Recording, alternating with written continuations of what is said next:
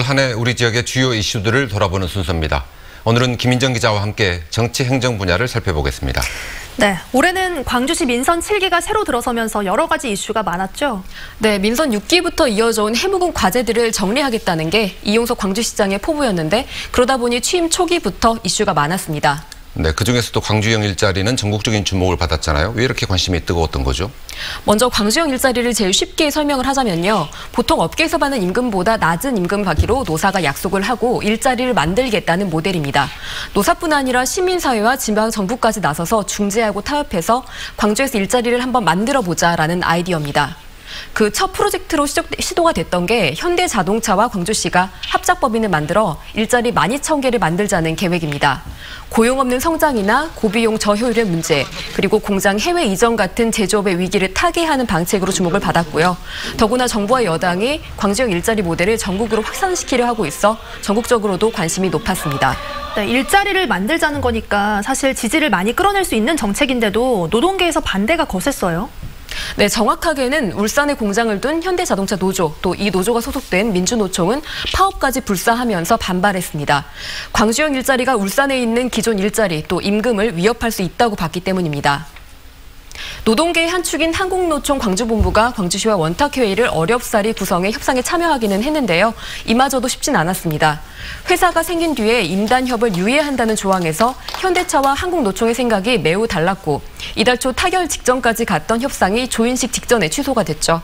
네, 사회적 타협을 이뤄내지 못해서 아쉽습니다만 그래도 광주형 일자리는 계속 추진하는 거죠? 네, 불씨는 살아있다고 볼 수 있습니다. 일단 대통령 참석까지 거론됐던 조인식 취소가 주는 여진이 조금 남아있어서 광주시는 숨을 고르고 있습니다. 오늘 송신영 기자회견에서도 이용섭 시장이 내년 핵심 시책 1순위로 광주형 일자리를 꼽았거든요.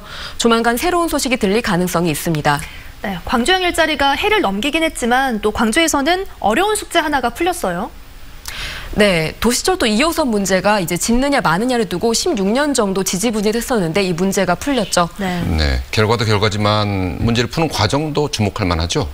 네, 이 공론화라는 방식이 도입이 됐는데요. 네. 시민단체는 찬반 양쪽 의견과 또 자료들을 시민들에게 줘서 충분히 공부를 한 뒤에 결정하는 수기형 여론조사가 필수라고 주장했습니다.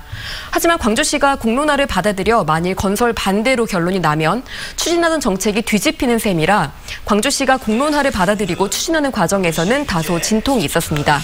결국 성별, 연령별 그리고 지역별로 선별된 시민참여단과 1박 2일 공론화 토론회를 열어 압도적 건설 찬성으로 결론이 났습니다. 네, 광주에서는 처음 시도된 공론화였는데요. 평가는 어떻습니까? 네, 일단 도시철도 2호선 공론화는 시민들이 참여해서 정책을 결정했다는 점에서 긍정적인 평가를 받았습니다.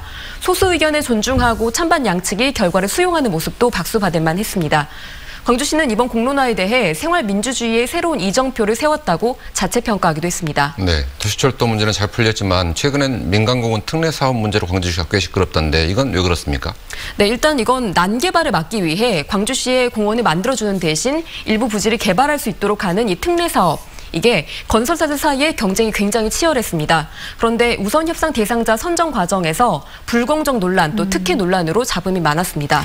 그런데 이 개발을 할 수 있는 사업자, 그러니까 우선 협상 대상자 선정을 광주시가 스스로 뒤집은 거잖아요.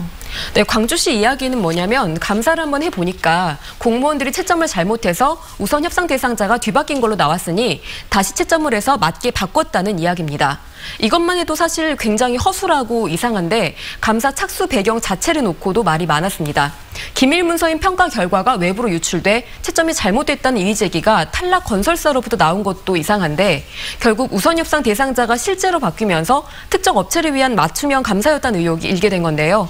불공정 심사 논란이 다시 불공정 감사 논란으로 얻는 것 없이 끝나게 됐죠.